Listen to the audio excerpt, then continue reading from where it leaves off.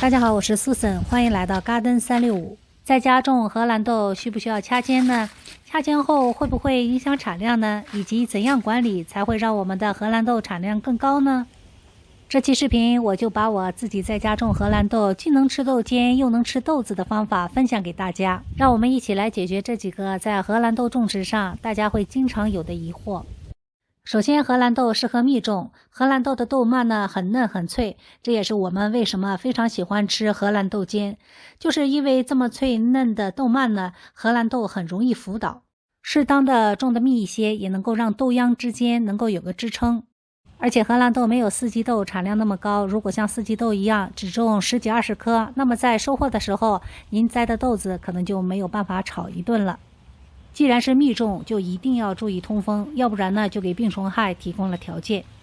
如果你想吃豆子，日照也需要考虑，最好呢一天有6、7个小时的日照，日照太短影响结豆子。不过如果您只是想吃豆尖的话，那就没关系了。所以先在菜地里选一块有阳光通风的地方，然后呢适当的密植，那么您的荷兰豆种植就已经成功了一大半。想要让荷兰豆多结点豆子呢，接下来我们就要给它们掐尖。不管是什么品种的荷兰豆呢，掐尖都能够让荷兰豆长出更多的侧枝，侧枝多了呢，就能够结更多的豆子。不过这里有一种情况会让豆子的数量和品质都有所下降，那就是掐尖的次数太多。像这样第一次掐尖之后呢，从上到下每一个叶片的根部还会长出侧枝来。根据植株的强弱呢，侧枝的数量也有不同，但是至少每个植株会长出2根侧枝。这些侧枝呢长得稍微大一点，我们还可以掐来吃。那么如果要是想吃豆子的话呢，我们的豆尖最多呢只能采摘1到2次，不能太多。要想吃豆子，我们在采摘完豆尖之后呢，还要适当的上一些肥。我这包肥料呢，除了发酵好的粪肥之外呢，它里面还添加了一些雪谷粉和海藻。那雪谷粉、海藻还有鱼肥呢，都含有磷钾肥，对结豆子很有帮助。大家呢可以用容易买到的发酵好的牛羊粪，再加上一些鱼肥或者是海藻肥、雪谷粉，一样呢可以达到很好的效果。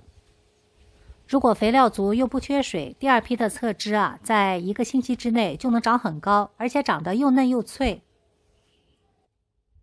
所以我们要及时的稍微捆扎一下，帮助它爬到架子上，要不然它非常容易折断。特别是一些高的品种，能从1.5米长到2米以上。那么在前期呢，给荷兰豆搭一个稳固的架子，在生长的过程中呢，随着它越长越高，我们要时不时的帮它们引慢，帮助它爬到架子上，这对荷兰豆的后期生长非常有帮助。荷兰豆开花了，好漂亮，这一批是紫色的花。有朋友问，是不是开紫花的种起来会更容易些呢？所谓好种呢，是说开白色花的荷兰豆和紫色花的比起来，更加要避免连坐。如果您的荷兰豆上一批明明种得很好，那么这一批呢产量很低，而且呢还很容易生病，那么您要看看是不是把它们种在了同一块地上。特别是开白色花的荷兰豆特别明显。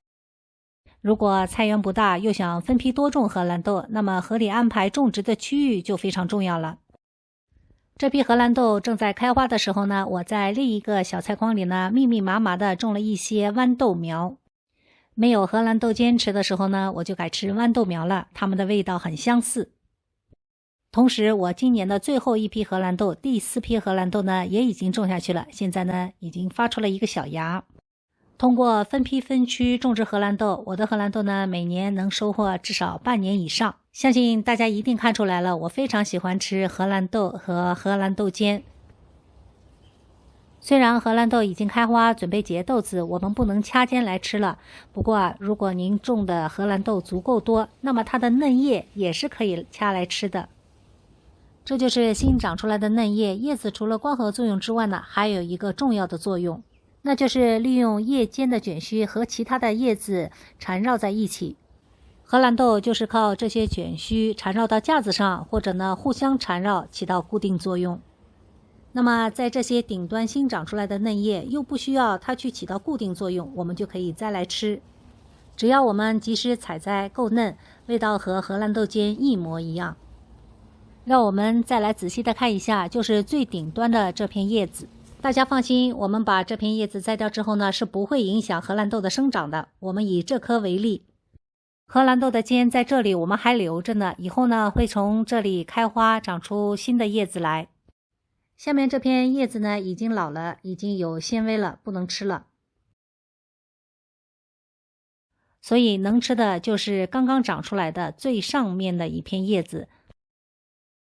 大家看会了吗？如果你也种了荷兰豆，那就快点到菜园里看看，能不能也采摘一些嫩叶呢？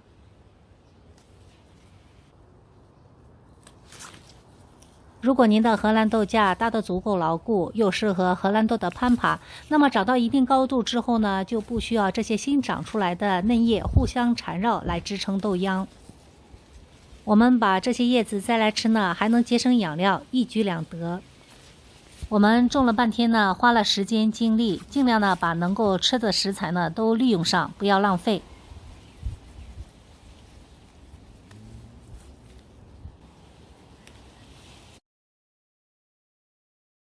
看看这些叶子非常嫩，虽然量不是特别的多，但是打个汤下个面足够了。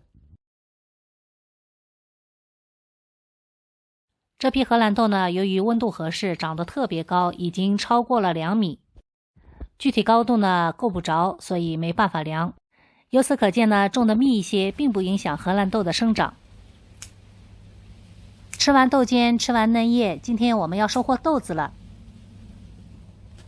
不管是紫色花或者白色花的荷兰豆啊，我都喜欢种高品种，因为它们的茎呢会长得很嫩、很长、很粗，非常适合吃豆尖。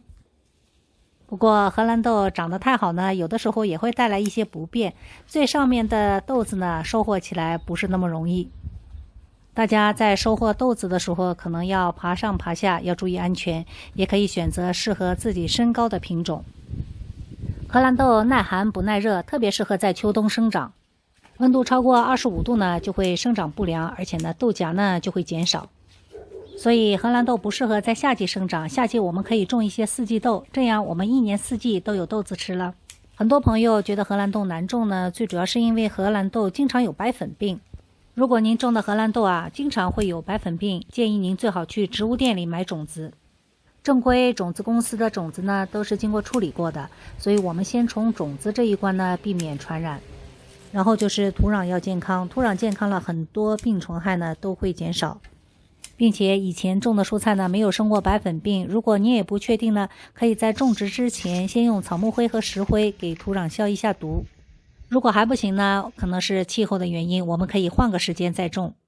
因为白粉病和昼夜温差、温度、湿度都有关系，或许换个时间呢就会好许多。只要您多多尝试，慢慢摸索，就一定能在家里种出满意的荷兰豆来。希望我的这期视频呢能够给您一点点帮助，谢谢大家的收看，我们下期再见。